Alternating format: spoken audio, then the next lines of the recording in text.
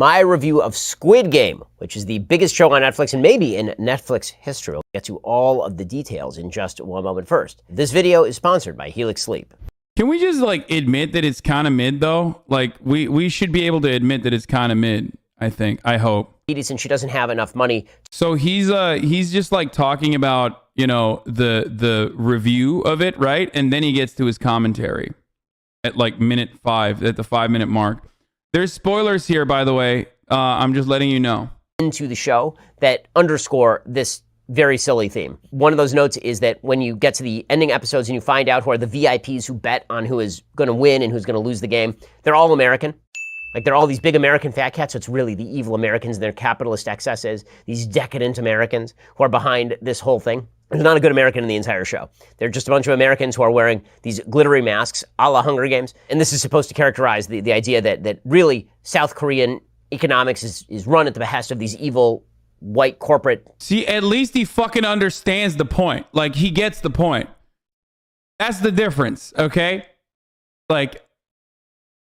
He gets the fucking point. That's what I was trying to say. Tim Pool can't get the point. Ben Shapiro at least understands the point. Paymasters. The biggest spoiler, of course, is that the person who's heading up the Squid Game is the old man, right? So the old man is playing, and it turns out that he's playing out of fun. He's not actually playing because he is worried about dying. He does have brain cancer, that part's true, but he's the head of a major corporation. He's a very wealthy industrialist, and his entire shtick is that all of this is justified. Squid Game is justified because it is, in fact, more fair than the actual capitalist economy that is in place in South Korea. Okay, this is a very silly view of capitalism. Capitalism is literally predicated on the notion that you do not get something unless you give something to somebody else. Right? Oh my God, he's dropping Hayek in there. I already gave a spoiler warning. I literally said there would be spoilers. I gave a spoiler warning. I don't fucking care. As Hayek was fond of suggesting, the basic premise of capitalism is that you are forced to do something you wouldn't have normally done for somebody else because you need something from them. Trade ennobles. Trade is good. But for people who don't... Yeah, whereas communism is not built around division of labor at all. There is no... Or anything like that. Or socialism, Marxism. Marx famously never talks about capitalism. For those of you... he never wrote an entire book about capital. Or talked about capitalism at all in any meaningful capacity. That's famously he didn't do that. So yeah, Das Kapital is the book, actually. Yeah, Marx never considered any of the stuff that he's mentioning. Don't understand capitalism and come from sort of a Marxist leaning bent. Capitalism is a zero-sum game. Somebody wins and somebody loses. Somebody wins the big pot of cash and somebody dies. Of course, the metaphor... even though these are incredibly reductive terms, right? That he's mentioning, all of this is addressed, okay? Every single thing that he's mentioning is addressed in Das Kapital. Every single thing that he's mentioning. Even if he's talking about it in really reductive terms and doesn't talk about the relation that workers and capital owners have, the different kinds of relations workers and capital owners have to the means of production and how commodities are produced. It's silly. It's silly bitch shit.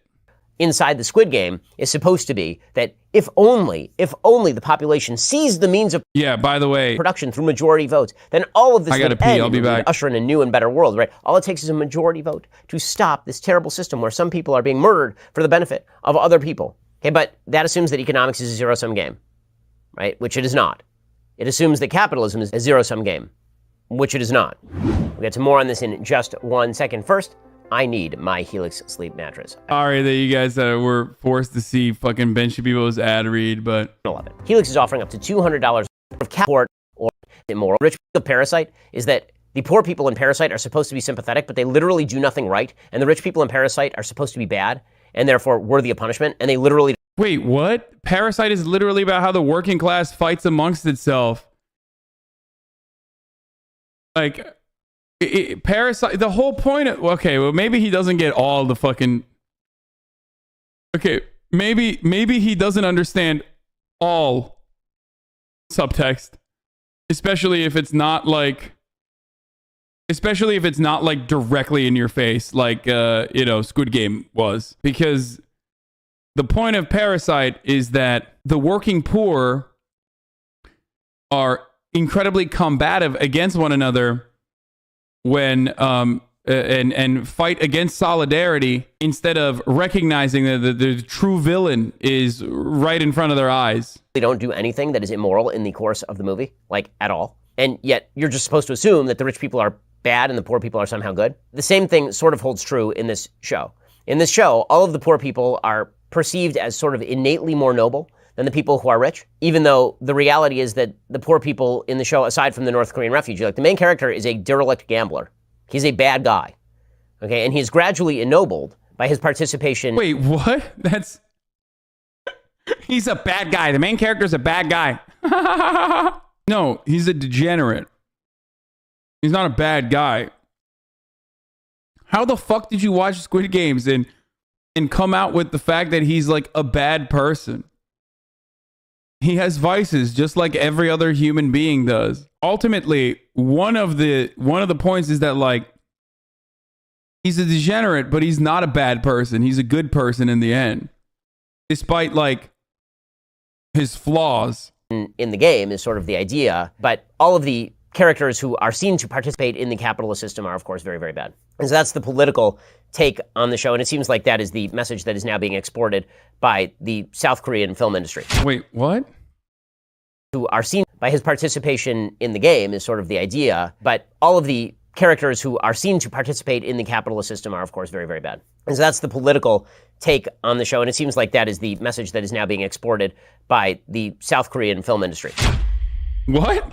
As far as the actual show itself, like whether it's entertaining or not, yeah, I mean, it's entertaining. It's definitely very watchable. It gets extremely gory. There's a very bizarre side plot about selling of bodily organs that gets really graphic and kind of gross. I will say I thought the twists were predictable. Maybe that's because I've watched too many movies, and maybe it's because I've written stuff myself, but it's pretty obvious from the beginning. Yeah, Ben. Written profoundly important works like that novel. What was the novel he wrote about like Obama being gay and like secretly a bad guy?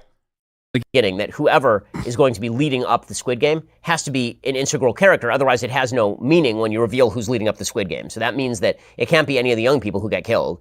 The only person it could be, theoretically, is the old man, really. So I kind of called that one maybe 3 episodes in advance.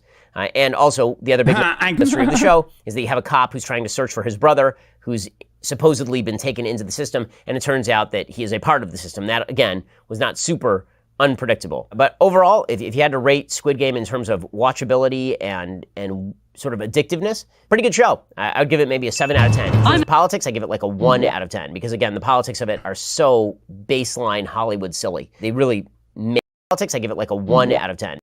Yeah. Out of 10. Yeah. Out of 10. Yeah.